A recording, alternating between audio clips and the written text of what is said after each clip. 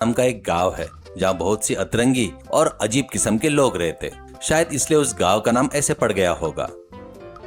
उस गांव के हाईवे के पास ही एक ढाबा था। उसके मालिक का नाम परमेश था। उसमें थोड़ा पागलपन होने की वजह से गांव के सभी लोग उसे पागल परमेश करके बुलाते। उसके ढाबे पर मिलने वाली देशी मुर्गी से बनी तरह तरह की खानी पीने की चीजें लोग बड़े चाव से खाते। वे चीजें बहुत ही स्वादिष्ट होती, इसलिए वहां ग्राहकों की भारी भीड़ उमड़ पड़ रही थी। उसका पागलपन क्या था ये भी सुन लीजिए। उसने ढाबे पर बहुत सारा पैसा खर्चा करके स्मोक डिटेक्टर्स लगवा रखे थे। ढाबे के प्रवेश द्वार एक बोर्ड लगा हुआ था, नो स्मोकिंग अनलिमिटेड फाइन। क्यों परमेश जी, ये स्मोकिंग डिटेक्टर्स तो मैंने बड़े बड़े शॉपिंग मॉल में और बड़े बड़े स्टार होटलों में देखे हैं। अगर वह आग भी लग जाए तो करोड़ों का नुकसान हो सकता है, इसलिए वो लोग इसे लगवाते हैं। पर आपका तो ये मामूली टीन का ढाबा है, अगर कभी आग भी लग गई तो सब आसानी से बाहर भाग सकते हैं ना, फिर इसमें क्यों इतना खर्चा करवाया? यहाँ आग लगने से डर से मैंने ये सेटअप नहीं करवाया भाई साहब। मुझे सिगरेट के धुएं से सख्त नफरत है। सिगरेट और सिगरेट पीने वाले से मुझे बहुत चिढ़ है, इसलिए सेटअप करवाया है। यहाँ अगर किसी ने सिगरेट पी तो स्मोक डिटेक्टर होते हैं, हर तरफ से पानी बरसने लगेगा। ऐसा सेटअप किया है मैंने। अरे भाई, भला ढाबे पर कौन मूर्ख सिगरेट पिएगा? और अगर किसी ने सिगरेट पी भी ली तो सिर्फ उसे समझाना काफी है ना। एक की वजह से अगर पूरा ढाबा भीग गया तो कितना नुकसान होगा। इसलिए तो मैंने स्मोकिंग बोर्ड के नीचे फाइन अनलिमिटेड लगवाया है। जितना भी नुकसान होगा वह सिगरेट पीने वाले से वसूल किया जाएगा। हाँ, अब समझ में आया कि गांव वाले तुम्हें उस नाम से क्यों बुलाते हैं। किस नाम से बुलाते हैं? परमेश पागल ही ना। अरे पागल तो वो लोग हैं, मेरा ढाबा मेरी मर्जी। वैसे आप यहाँ पर खाना खाने आए हैं या सवाल पूछने आए हैं? पहले अपना काम देखिए, ऐसा चिढ़ते हुए कहा। वह ग्राहक अपना सिर पीटते हुए वहां से चला गया। परमेश के अंदर एक चोर बुद्धि थी। वह काउंटर पर फोन पर बात करने का नाटक करता और बिल के पैसे देने वालों को जानबूझकर कम पैसे वापस लौटाता। उसे नियमित रूप से चिकन की सप्लाई करने वाले व्यापारी से भी वह दाम कम करने के लिए हमेशा झगड़ा करता रहता। एक दिन चिकन सप्लायर का पारा चढ़ गया। देखिए, आपको लेना है तो लीजिए, नहीं तो मत लीजिए। अगर मैं अपनी मुर्गी के दाम कम कर दूंगा तो मैं कैसे जीऊंगा? आप अगली बार इस तरह परेशान किया तो अच्छा नहीं होगा। इस बात पर परमेश को गुस्सा आता है। इसी गांव में रवि वर्मा नाम का और एक पागल रहता था। उसे लगता था कि वह बहुत बड़ा चित्रकार है। उसके द्वारा बनाई गई तस्वीरें देखने को तो क्या, खुद को भी उसे समझ में नहीं आती। वह सुबह उठते ही अगर पेंटिंग बनाना शुरू करता तो वह कब पूरी होगी यह कोई नहीं जानता। असल में किस चीज की तस्वीर बना रहा है यह समझ में न आने के कारण उसके नौकर भी अपने बाल नोच लेते। पेंटिंग पूरी होने के बाद वह अपने नौकरों से पूछता, ओए लड्डू, ये क्या है और इसका मतलब क्या है? जरा तुम बताओ तो सही। लड्डू सिर खिजाते हुए, मैं जो भी बोलूंगा आप उसे गलत कहेंगे। इससे अच्छा है कि आप खुद ही बता दीजिए। अरे मैं तो अपना असली नाम भी भूल चुका हूँ। रवि वर्मा जैसे महान चित्रकार बनने की चाह में मैंने अपना यह नाम रखा है, और ऐसे महान कलाकार की बनाई पेंटिंग तुम्हें समझ में नहीं आ रही है? तुम इससे बताओ ये क्या है? लड्डू मनी मन सोचने लगा। हाँ, रवि वर्मा नाम रख लेने से क्या कोई रवि वर्मा बन जाता है? गधा कहीं का। अगर नहीं बताया तो यह पीछा नहीं छोड़ेगा। ये ऐसा लग रहा है जैसे मुर्गी ने अंडा देने के बाद पागल होकर अपने पैरों से जमीन को कुरेद दिया है। अपना मुंह बंद रखो लट्टू। कला की कदर न करने वाला नीच निकृष्ट आदमी। इसमें एक माँ और एक बच्चा एक दूसरे से लिपटे हुए हैं। उन घुमाव का यह अर्थ है, एक माँ अपने बच्चे से कितना प्यार करती है और बच्चा अपनी माँ से कितना प्यार करता है। क्या तुम्हें इस पेंटिंग में नहीं दिख रहा है क्या? माँ कसम मालिक, मुझे तो ऐसा कुछ नहीं दिख रहा है। मुझे माफ कर दीजिए बाबूजी, आपके हाथ जोड़ता हूँ मैं। चीची, इस घर में किसी को भी कला के प्रति सम्मान नहीं है। अब यहाँ रहने का कोई फायदा नहीं। मैं अपनी पेंटिंग की इस गांव में एक आर्ट एग्जीबिशन लगाऊंगा और इस दुनिया को दिखाऊंगा कि मैं कौन हूँ। अगर ऐसा अनर्थ हो गया तो जैसे कोरोना में लॉकडाउन लग गया था वैसे ही लोग घरों से बाहर आना बंद कर देंगे, भगवान की कसम। रवि वर्मा ने अपनी पेंटिंग की प्रदर्शन लगा दी। वहां आकर जिसने भी उन पेंटिंगों को देखा उसमें से कुछ लोग चक्कर आकर गिर पड़े।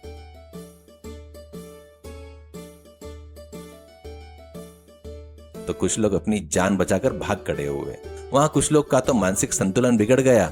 वे अजीबोगरीब डांस करने लगे। झिंका चिका झिंका चिका, झिंका चिका झिंका, झुंपक झुंपक झुंपक झुंपक झुंपक झुंपक। एक दिन परमेश के ढाबे के ठीक बगल में एक व्यक्ति ने पोल्ट्री फार्म खोला। फार्म के अंदर सफेद रंग की मुर्गियां घूमते हुए चहल पहल कर रही थी। उस पोल्ट्री फार्म के मालिक का नाम जिगर था। वह परमेश के पास आया। अरे परमेश जी, मुझे पता है कि आप केवल देसी मुर्गी का ही खाना बनाते हैं, फिर भी अगर आप कभी फार्म की मुर्गियों को खाने का सोचे तो मुझे बताइए बाबा, मैं आपको बहुत कम दामों में दे दूंगा। ठीक है, लेकिन मैं देसी मुर्गियों के अलावा कोई और मुर्गी इस्तेमाल नहीं करता। अगर कभी मेरा इरादा बदला तो आपको जरूर बताऊंगा। जिगर के जाने के बाद परमेश के दिमाग में एक लालच ने जन्म लिया। उसने सोचा, वह जो देशी मुर्गी सप्लाई करने वाला है, दाम करने को कहो तो बहुत नखरे दिखाता है। अगर मैं जिगर से कम दामों में फार्म की मुर्गियां खरीद लूं और उन्हें देसी मुर्गी के जैसे बदलकर पकाओ तो बहुत सारे पैसे बचेंगे, तगड़ा मुनाफा होगा। मुझे तुरंत इस काम में लग जाना चाहिए। वह तुरंत रवि वर्मा के घर पर पहुंचा। उस समय रवि वर्मा पेंटिंग बना रहे थे। परमेश को आता देख लड्डू ने मनी मन सोचा, ये पागल जरूर कोई बड़ा प्लान बनाकर हमारे पागल के पास आया है। रवि वर्मा जी नमस्कार। आप कितने महान चित्रकार हैं यह मैं अच्छी तरह जानता हूँ। आप जैसे महान इंसान का इस गांव में जन्म लेना इस गांव का सौभाग्य है। आपसे एक जरूरी काम था, इसलिए आया हूँ। एक कलाकार को इससे ज्यादा और क्या चाहिए? क्या आप मेरी पेंटिंग खरीदने आए हैं? बताइए, आपके लिए डिस्काउंट दे दूंगा। परमेश मनी मन में, तुम मुफ्त में भी दोगे तो मैं नहीं खरीदूंगा, गधे कहीं के। मैं आपकी पेंटिंग खरीद सकूं इतना अमीर नहीं हूँ बाबूजी। आपकी पेंटिंग खरीद कर आपको पैसे भले न दे पाओ, लेकिन आपके पास दूसरे तरीके से पैसे आने का रास्ता दिखाने आया हूँ। लड्डू ने फिर से मन में सोचा, यह कोई जरूर कोई बड़ा घोटाला करके हमारे मालिक को फंसाने वाला है। मेरा मुंह बंद रखना ही बेहतर है। मेरे पास से तो पैसे हमेशा जाते हैं, कभी आने का नाम नहीं लेते। पिछले दिनों में एग्जीबिशन लगाई थी, उसमें एक भी मूर्ख ने पेंटिंग नहीं खरीदी। आखिरकार हॉल का किराया भी मुझे ही अपनी जेब से भरना पड़ा। खैर बताइए, आप किस काम की बात कर रहे थे? क्या काम है? कुछ ज्यादा नहीं बाबूजी, आप जो पेंटिंग कागज पर बनाते हैं उसे बस जिंदा पक्षी पर बनाना होगा। बस इतनी सी सिंपल सी बात है। रवि वर्मा आश्चर्य से, जिंदा पक्षी पर पेंटिंग बनानी होगी, कागज पर नहीं? हाँ बाबूजी, मैं रोज कुछ सफेद फार्म की मुर्गी आपके पास लेकर आऊंगा। आपको उन पर रंग लगाकर देसी मुर्गी जैसे बनाना होगा। ऐसे काम करने के बदले में आपको हर मुर्गी के हिसाब से पैसे दूंगा। आपका क्या कहना है? उसने संदेह भरी नजरों से देखते हुए पूछा कि वह मानेगा या नहीं। आहा, आपकी सोच कितनी महान है। सच में यह विचार मेरे दिमाग में क्यों नहीं आया? जब उस ब्रह्मा ने फार्म की मुर्गी को बनाया था तो उस ब्रह्मा ने उन्हें देसी मुर्गी में बदल देना चाहा था। इतने महान कार्य के लिए क्या कोई पैसे लेता है? अपचार, घोर अपचार। इसे तो कला माता के प्रति हमारा श्रद्धांजलि समझना चाहिए। आप जितना चाहिए उतनी मुर्गियां ले आइए, उन्हें देसी मुर्गियों में बदलने की जिम्मेदारी मेरी है। लेकिन पेंट का और ब्रश का खर्चा?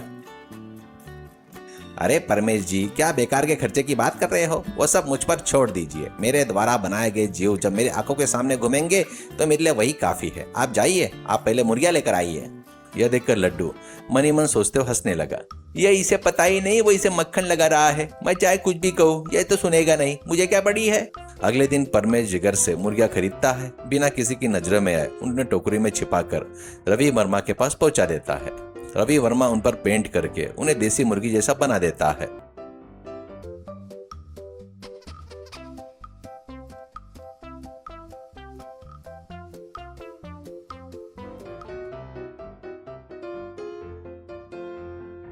परमेश उन्हें वापस टोकरी में रखकर अपने ढाबे पर लेकर आता है। वह ढाबे के सामने बने मुर्गियों के बाड़े में उन्हें रखकर उनसे खाना बनाना शुरू कर देता है। वह खाना खाने वाले लोगों को धीरे धीरे स्वाद में बदलाव महसूस होता है। जब लोग इसके बारे में पूछने लगे तो परमेश ने बात बदलते हुए कहा, अरे ऐसा कुछ नहीं है भाई, मैं हमेशा की तरह मुर्गियां लाकर पका रहा हूँ। जो मुझे मुर्गियां बेचता है शायद उन्होंने ही ठीक से दाना नहीं खिलाया होगा, इसलिए स्वाद में बदलाव आ गया। उसे कितनी बार भी समझा, सुनता ही नहीं, चोर कहीं का। ऐसा कहकर सारा दोष सप्लायर पर मर देता है। एक दिन Laddu, Ravi Varma, chicken supplier police को लेकर परमेश के ढाबे के पास पहुंच गए। उन्हें देखकर परमेश घबरा गया।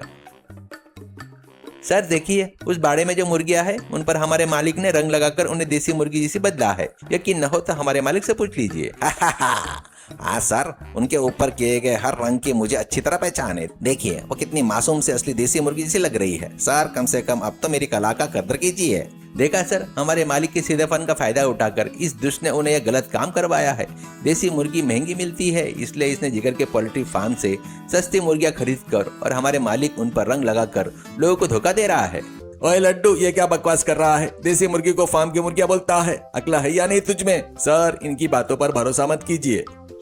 और ये अक्ल उसमें नहीं, तुम में नहीं है। जब तुमने मुझसे मुर्गियां खरीदना बंद किया था तभी मुझे तुम पर शक हो गया था। जब लोगों ने स्वाद बदलने की बात की थी रे बाबा, तो तुमने सारा दोष मुझ पे मरने की कोशिश कर रहे थे रे बाबा। वो कौन सी मुर्गियां है अभी देख लेते हैं सर, देखो। ऐसा कहकर वो ढाबे में स्मोक डिटेक्टर के पास गया और एक वहां लाइटर जला दिया। लाइटर के जलते ही ऊपर पड़े पाइप से जोरदार पानी की बौछार होने लगी।